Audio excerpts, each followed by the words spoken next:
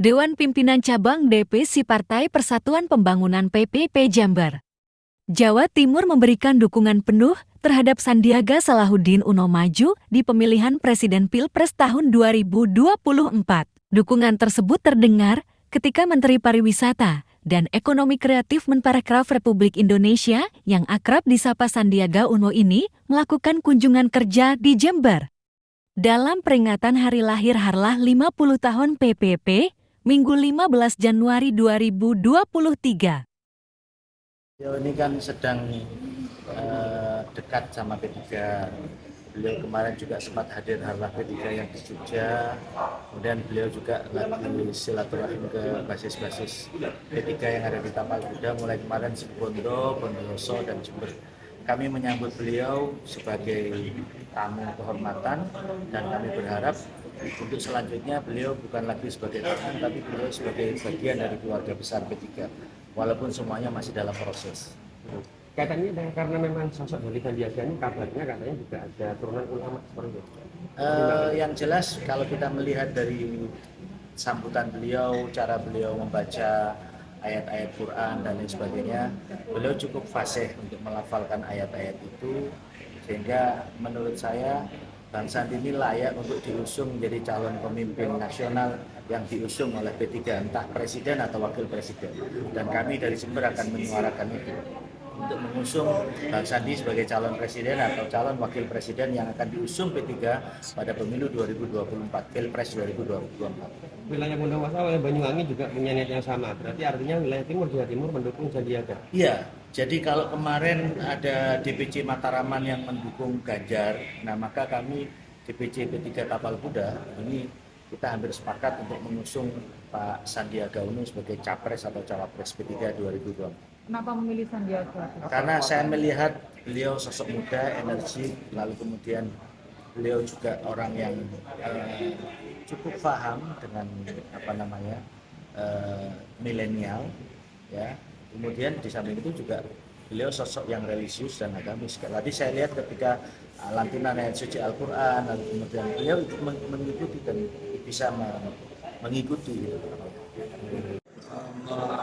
Merekomendasikan buku ini ya saya menulis kerja tuntas dan kerja ikhlas, terus itu sangat baik. Dan kan ada Pak Bupati, Pak SBY pernah menerbitkan buku yaitu Bersama Kita Bisa, itu juga bagus sekali untuk Indonesia, untuk anak muda.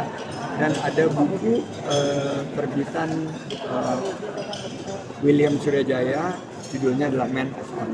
Itu sangat baik untuk anak-anak muda membaca ke depan agar membuka wawasan. Terima kasih Pak. Komunikasi Pak Prabowo seperti apa Pak? Kami 3 jam, hampir 3 jam bertemu dan bertukar pikiran, bertukar pandangan. Kami sepakat untuk bersatu padu karena Pak Prabowo menunjukkan bahwa bangsa kita dulu lemah karena definisi yang berat, jadi kami tetap bersatu padu.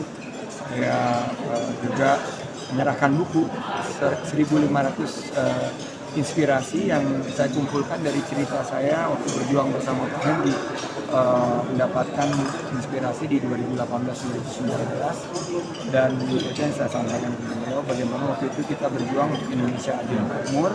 Dan selama 3 tahun ini apa yang sudah bisa kita capai setelah bergabung dengan pemerintahan, apa yang masih menjadi PR, terutama tadi pangan dan energi. Makanya waktu tadi Pak Bupati bicara pangan dan energi nyambung banget sama pembicaraan saya dan Pak Prabowo, karena tadi juga ditanya dengan ibu-ibu harga pangan, biaya hidup semakin meningkat. Oleh karena itu kita harus mandiri pangan, kita harus mandiri energi, kita jangan biarkan matahari lewat begitu saja, air mengalir begitu saja. karena babi ayu ala ida cuma tetap di ayu ala irobika. Jadi sudah ada kolaborasi ya Pak ya? Kolaborasi dengan Pak Prabowo sudah ada berarti Pak ya, komunikasi? Oh iya, pasti harus ada. Dan Pak Prabowo menitipkan pesan jangan memberikan pernyataan mengenai politik yang mungkin nanti akan menimbulkan kesalahpahaman. Jadi beliau akan memanggil tokoh-tokoh partai untuk menjelaskan bagaimana hubungan dan langkah ke depan untuk Indonesia. Kita harus bersatu padu, namun silaturahim dan komunikasi terus dengan masyarakat, berada di tengah-tengah masyarakat, menangkap aspirasi dan mengeksekusi program pemerintah yang sudah baik ini, bagaimana keberlanjutan ke depan, bagaimana kita memastikan percepatan dan perbaikan-perbaikan ini bisa kita wujudkan nanti bersama-sama. Terima kasih. Oke, terima kasih.